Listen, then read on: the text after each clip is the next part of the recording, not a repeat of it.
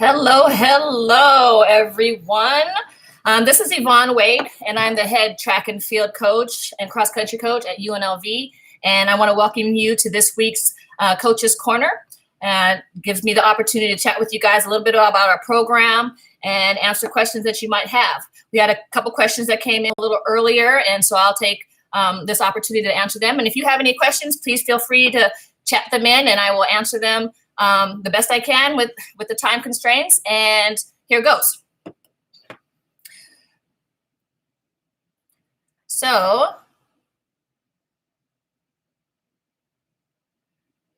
the first question I have here is from Mark.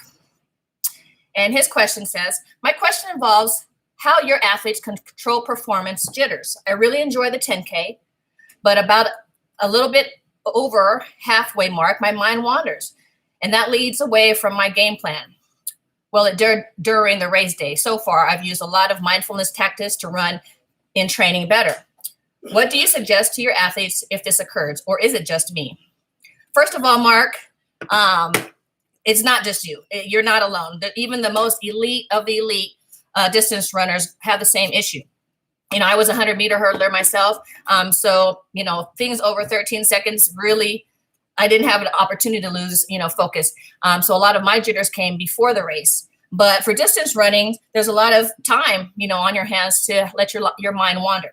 So two important skill sets that, our distance coach, Angelina Ramos, definitely focuses on with her athletes are, one, sustained focus, and two, prioritizing long-term goals over short-term convenience. And what that means is that overcoming that relief of pain or that sensation or that boredom that you're feeling in that moment. And you can practice that. You can train mental toughness. You can train your mind not to wander, and you can do that by doing a lot of different exercises to put yourself in a situation where you feel uncomfortable. And what we say is, making uncomfortable comfortable. Another way to do that, especially for distance runners, I think a lot of times we put our music in and we go on runs just to keep from feeling that pain of running. Try it without the earphones, set a goal to run a certain time where you don't have that distraction of music and be in that present moment of the race or the run and see how strong your mind gets there. One of the books that I would strongly recommend, it's called The Willpower Instinct by Kelly McConaughey. My distance coach, she loves that book. She lives by it. So I think that'd be a really great book to help you, get started here. Okay. So the next question that I have here is, can you share a success story of a student you've had who has overcome adversity to reach their full potential? Oh my gosh, there's been so many. So a few years ago, I had a young lady who was on my team, and she just was met with so much tragedy in her life. She had a couple deaths in her family, all like one after the other, just boom, boom, boom, and it was very hard for her. She was a good student, a good athlete. But this tragedy just came, and it was hard for her to deal with. So she had to leave school for a moment, but she came back.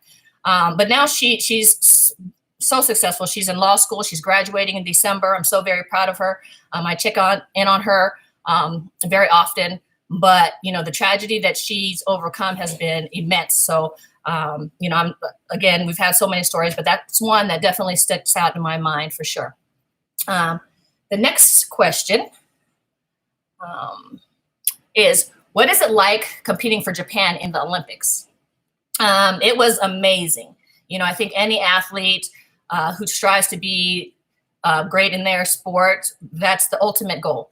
It happens every 4 years, and you work for that moment. And to represent, the country of my birth, I was born in Japan, was amazing. And to be in a place where there were so many athletes from all over the world working really hard in their sport. And all the sports were there, obviously. I got to enjoy some of the other events as well. But it was an experience I'll never forget. And it's unfortunate this year that the Olympics got pushed away. I was planning to take my family there to the Tokyo 2020 Olympics, but so hopefully we'll get to Tokyo 21 and get to enjoy the sports there and all the athletes that have worked so hard to get there. Okay, the next question. How do you feel that elite athletes this year are adjusting to the postponement of the Olympics? Were there any with UNLV connections that were hoping to compete in Tokyo? Oh, yes, absolutely. You know, it's always hard. You know, the Olympics was set for this year. I think athletes have been working hard for 4 years for this moment, and to be pushed back another year, it's definitely changes their game plan a little. So, you know, the goal is for them always to work hard, focus on, you know, another year of training and performing at the top level. We had a few athletes definitely who had potential to be on that team and vie for a position. One is Destiny Smith Barnett, you know, has been a wonderful sprinter for us, and she's still training very hard. And we have some athletes that did really well this year as well. So they were looking forward to going to the Olympic trials this year and competing, but, you know, it'll be next year. So question from Tollifer. How do you keep your staff motivated, and how do you lead through change? I think keeping my staff motivated is pretty easy, because I always surround myself with already self-motivated people. They work hard. They want to be the best at what they do. So, you know, they challenge themselves, you know, with different things every day. You know, I always tell myself to surround yourself with like-minded people, and I definitely have a staff that represents that for sure. The next question. Did becoming an Olympian change your overall self-esteem and self-efficacy going forward? Or did your mindset have to change before you became the Olympian? Definitely had to change. You know, I had a very short career pre-Olympics in the sport. You know, I ran a short-term time in high school and then 4 years of college, and I was an Olympian my 4th year of college. So, you know, it's a different mindset, definitely, to be on that stage with all of the best in the world at what you do. So it took a little while for me to get into the groove of knowing that I was, you know, an elite world-class athlete, because I definitely didn't go into college with that in mind, but definitely after college, I had to change that up. Let's see. Did you compete in any other sport growing up? I did. I was a dancer, I was a gymnast, and I was a cheerleader. And so I think that gave me the ability to have a lot of body awareness in my sport. I was recruited to my high school track team from being a cheerleader. I was jumping around the basketball court, doing my flips and stuff, and they recruited me to be in track. So I think I made a good choice for sure. From Mark Cheney, how do you help your athletes with mental performance, and what are their biggest challenges?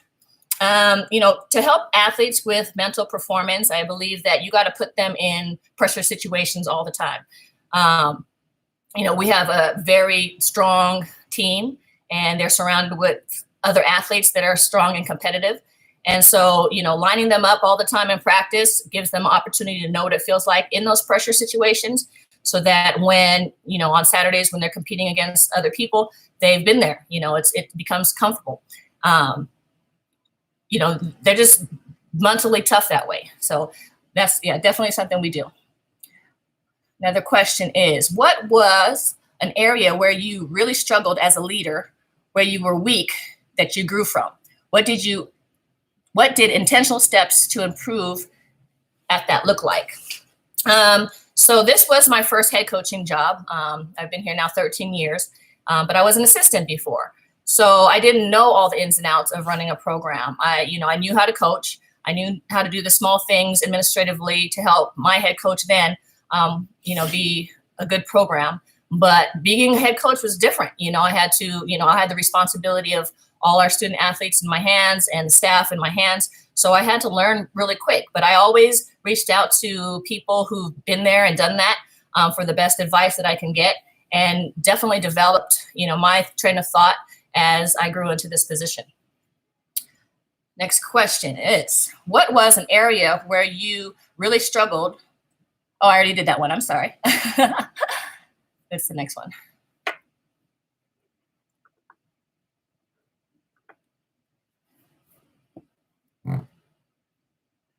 next question. There it is. What was it about track and field that led you to the sport and to compete and now coach it?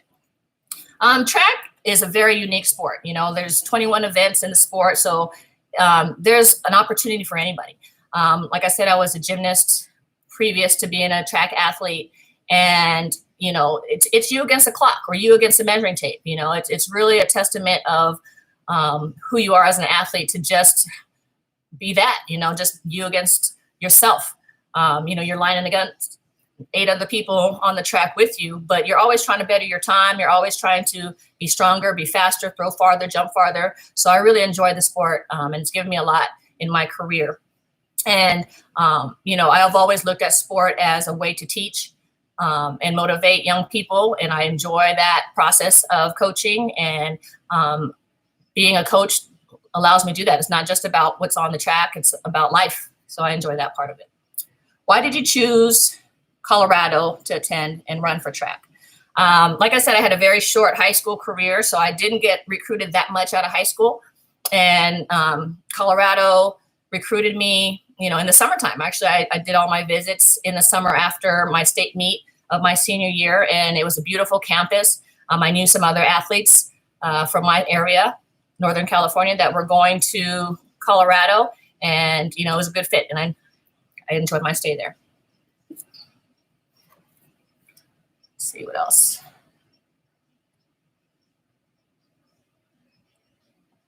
All right, next question's coming up. Did you always want to be a coach? Actually, my first job as a young person, I was 15 years old. I was a gymnastics coach, and I really enjoyed that process of being able to, teach young people. I was young, but they were younger than me, how to develop a skill. And I really fell in love with coaching then. I did not anticipate that I would be here, coaching collegiately for as long as I have. I went to college with the intent to be an engineer, and decided that I really enjoyed working with people. And so I changed my major and thought I would go into counseling or something in that realm. And somebody recruited me to coach and help, while I was training professionally. And I loved it. I loved seeing, the work that was put in. I loved seeing the athletes, start at one place and end in another and help them achieve their goals. So I've been here ever since. Let's see. What type of student athlete do you look for in recruiting? I look for the whole package, honestly. I have what's called the 3 A's, and that's athletics, academics, and attitude. And those are the 3 A's that are most important to me. And I want to make sure that our athletes that we recruit have a combination of those 3. If they're missing 2 out of 3, you're probably not going to make it well on my program. But those things are very important. If you fall short in one, we're definitely there to help you develop either athletically, academically. We have all the support that we can provide to make sure that our student athletes are successful in the classroom. And then the attitude, character is important for me. I want our young ladies to represent, our team, their families, themselves in a way that brings honor to them. And so they can leave UNLV and have successful lives. So that's very, very important. I like that question. Let's see. What type of sports psychology resources do you and your athletes rely on? Right now, currently, we do have a sports psychologist that's on staff. Dr. Casey, she is amazing. And, our student athletes rely on her quite a bit on, one-on-ones. We do group exercises with her as well. But, we understand that, the mental game is a big part of what we do, and making sure that they, are prepared, both athletically and physically, but also mentally for what we challenge them to do every day is really important.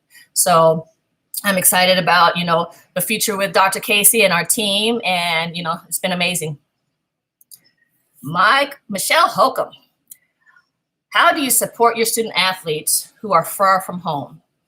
Yeah, so currently, obviously in this time, we're all away and they've all returned home, in their respective places. But during the year, if we have international athletes that come to Las Vegas to be a part of the team, we make sure that they're supported and that they're cared for. We treat it like a family. So although you might get some homesickness at first, we make sure that their days are filled. We give them a very regiment program. They're practicing, they're lifting weights, they're doing study hall, they're doing all the things to fill their day up, so that there's no room for loneliness or boredom.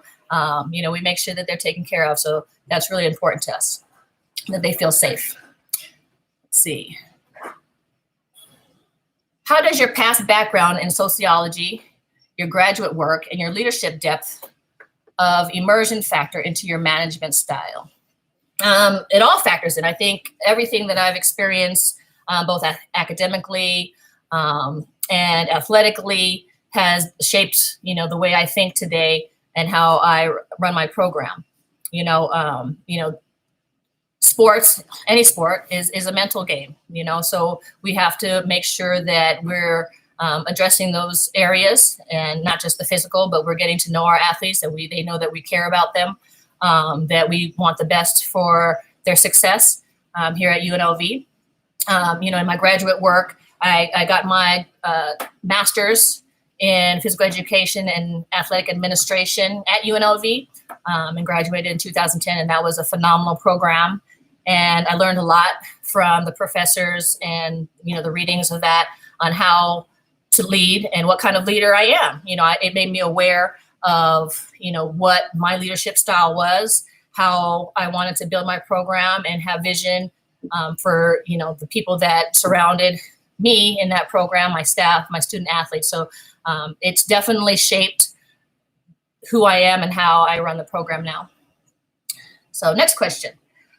What's been the biggest adjustment for the team and for the coaching staff during COVID-19 quarantine? Oh, yeah. So that's an awesome question. This time is tough. We kind of stopped mid-season after coming off of the indoor championship win, and we were going into the outdoor championship, really excited, really prepared for our track and field season. And, that all kind of got shut down and taken away, unfortunately. And so, sending them home, and not seeing them every day and training every day has been tough. I'm a little bit of a control freak. So, not knowing, what they're doing every minute of the day is tough for me, but I do check in with them. We have team meetings. We talk and check in on the phone. We have different activities to keep them engaged with each other during this time, to make things as normal as possible under the circumstances. It has been tough, and I miss them dearly, and I can't wait for them all to come back. So the next question, how do you manage your own anxieties and insecurities despite being a prominent leader, always held to a high standard and put on a pedestal? What does that look like? Oh, wow. So I think, managing my own anxieties and insecurities, I think with practice, we always are trying to get better at things. I surround myself with people I can learn from.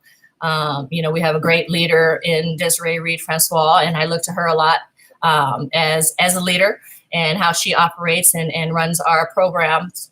And she's done a phenomenal job. The coaches that I surround myself with that are on my staff, I look to them for guidance and advice. I don't think I know everything, and I try to learn from everyone. I spend this time talking with other coaches around the country on how to get better, and finding ways to get better every day in everything that I do.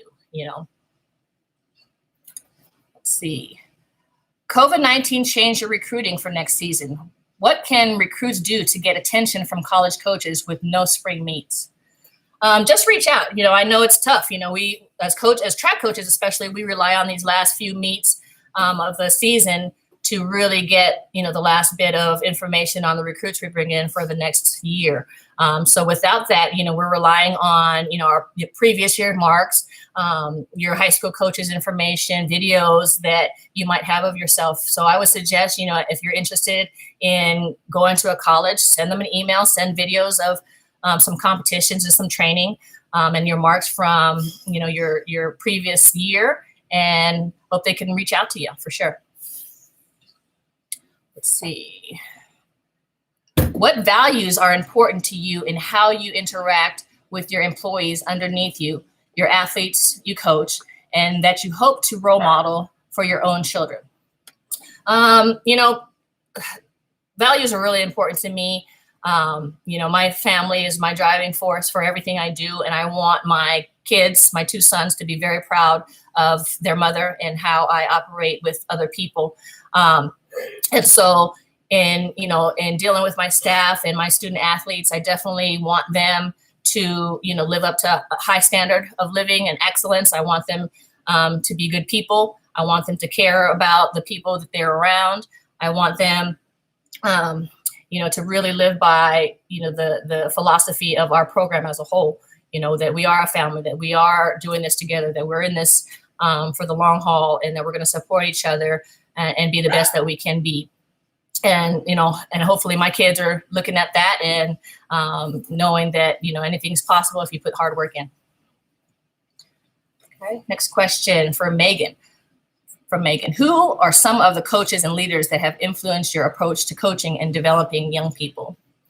Oh, there's so many. Obviously my college coach, her name is Yvonne Hall. She's been an instrumental part in my development as a coach.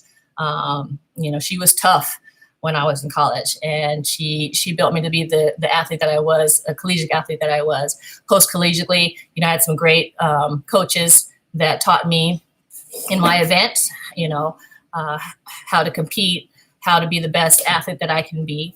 And then from an operational side, I look to a lot of professors that I've worked with, during my master's program. I talked to a lot of head coaches, and, we have a lot of chats that, right now that we talk to each other so that we can get better and study what we do every day.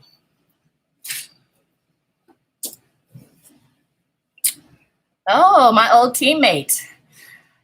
What experience as an athlete do you find most valuable to use as a coach? I think as an athlete, and, you're on here, Maisha, and she's one of the best hurdlers of all time. And all I can say is surround yourself with great people. When I was training with her, she made me better. And I think that's true to anything that you do. If you're with coaches and you're hiring coaches and you're working with other people, you want to be around people who make you better, who make you work, who make you strive for goals, and not settle for mediocrity. Competing with you, Maisha, and training with you every day, and you wanting to be the best hurdler out there inspired me to work hard. And, it really made me know and understand the value of being around people that are like-minded. Ms. Kelleher, how are you going to celebrate your graduating student athletes? Any special stories of their academic success? Yeah, so the department will do a virtual graduation. It's going to be different. Obviously, we've never been in this situation before, but, we do want to acknowledge the hard work that they've put in academically.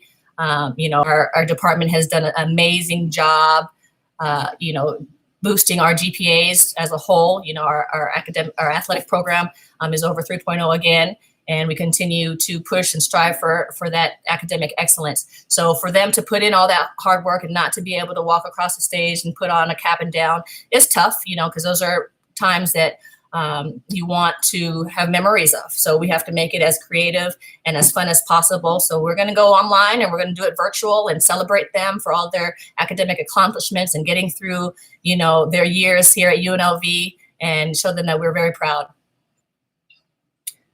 Had you known then what you do now, how would you have led differently in previous years at UNLV or even a year ago or two? I think every year I've tried to get better.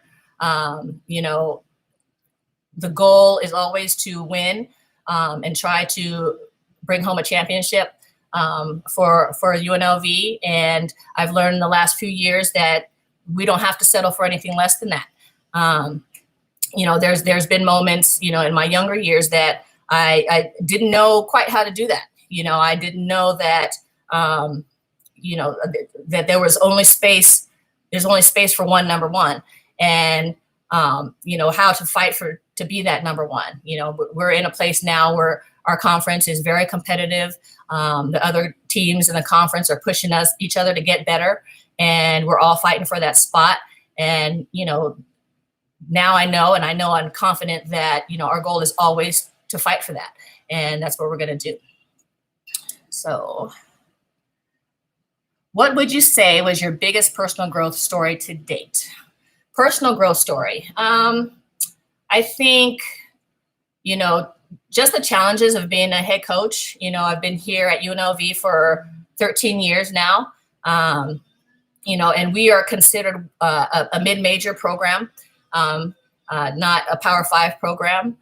But my personal growth was understanding that regardless of not being a Power 5 school, we can still have Power 5 mentality, and we can still operate day to day like we are the best in the country. And regardless of what other people's expectations are, it does not hold me back from trying to be the best at what we do.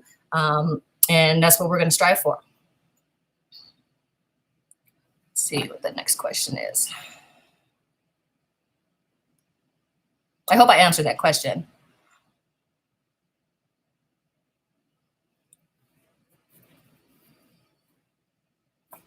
Did I get them all? Let's see, next question. Here's one. There are so many aspects of sport that are transferable to life post-competing. As a former student athlete and coach, what is the most transferable lesson of sport that prepared you for life after competing? I think sports teaches you to compete. Sports teaches you how to set a goal and plan on how you're going to achieve that goal. And that's true in life. And so I think in a lot of regards, sports has taught me to be the head coach that I am, the parent that I am, the wife that I am, and really push to be the best I can be in all aspects. Will you fail sometimes? Absolutely, and it just makes you want to work harder and find ways to be successful and get better every day. We don't know everything as coaches. We don't know everything as spouses and parents. But the end goal is always the same, is to be successful, and that people that you touch, are inspired by you and can, have their lives changed in some kind of way by what you have brought to the table. So that's what I do. Let's see. What was your best sports memory as an athlete and as a coach? Well, as an athlete, I would have to say the 1996 Olympic Games in Atlanta. I was just finishing my senior year at Colorado and qualified for the Olympic Games and got to represent my country there. And it was my very first international competition, so I was so nervous. And, in a stadium full of 150,000, I don't know exactly how many were there, but I can hear my mom calling my name while I was in the block. So that was probably the most memorable moment for me. To have my first international competition be the Olympic Games. That was kind of cool and nerve-wracking at the same time. Needless to say, I didn't do so hot, but I got to redeem myself, 4 years later. So that was awesome. Let's see. Oh, and as a coach, let me think as a coach. So the last couple years has been really phenomenal here at UNLV on the track program. And I think the year that we actually took, it was 3 years ago, we took second in the Mountain West Conference.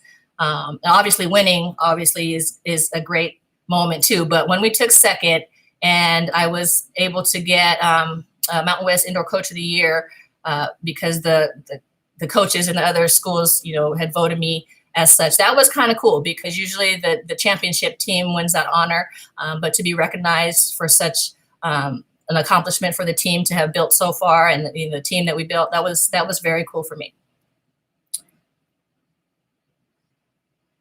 Can you talk about when you and your brother were competing in track? Yeah, so my brother, his name is Lincoln Scott. He competed for the U.S. in the Paralympic Games in 1996. So it was really cool for me to compete at the Olympics that year, and then for him to represent the U.S. in the Paralympic Games. He actually won a medal, He was a silver medalist in the 4x1. And I was really super proud of him to come back after me and compete on the same track that I competed in, and aspire to, be in the same sport and do so well. So that was amazing for me too.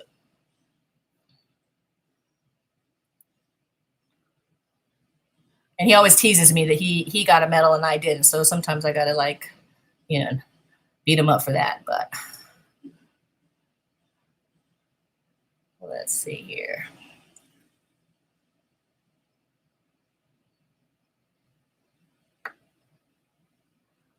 Just looking for.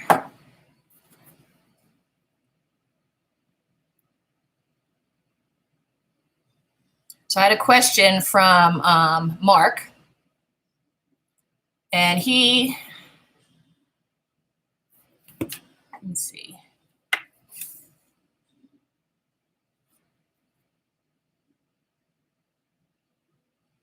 Let's see. I think it's the same question. I kind of answered this one before, but what standards do I hold for my team, academically, athletically, in the community? Community means everything. We're building champions. We're building adults, both in the classroom and in life. And so I think it's really important that, when, we recruit young ladies to our team, that, we strive to be excellent on all levels. And, it's really important that the academic side is up to par, because they're going to, track can only last so long. Being an athlete can only last so long. And you'll definitely have to, get a career after that. And so, we challenge them to be great at everything they do. So that's really important. And community, like I said, is really important. Reaching out to people who need it. We're very lucky to be in the position we are. We're blessed, and it's a privilege to be in athletics and to represent our universities in sports that we love. But we always have to reach down and give back to those who really, really need it. Let's see. Time for one or two more questions. How do you manage the work-life balance when coaching with your husband? I've been blessed with being able to work side by side with my husband, Larry Wade. He is an awesome coach, and it made me better as a head coach for sure. He brings a lot to the table for UNLV and our athletes, and pushes the envelope every day to be the best that we can be, and has helped me immensely to build this program. On the life side of it, we have two boys at home that we're trying to rear up, and they're growing up so fast, and they see what we do every day and the grind that we put in every day. And, I'm so proud of, what we've built as a family and as a team. And so I look forward to many, many more years building with him. Shankar, and I think this might be the last question. Shankar, I know some UNLV coaches love to read. What books are you reading? Right now, I am kind of stepping out of my comfort zone and not reading a leadership or sports book. It's a book called A Woman Is No Man, about a young Arab woman that is her plight, moving from her country to the U.S. and kind of stepping out of her what's expected of her in her life, and challenging that. So it's been a great read so far. It's 53 long chapters, but better. I'm all for it. So if you have some suggestions, please let me know. Well, thank you, everyone. I think that covers all the questions. Thanks for chiming in to Rebel Coaches Corner with Coach Yvonne Wade. And I hope see you guys next week for the next Coaching Corner. See you guys.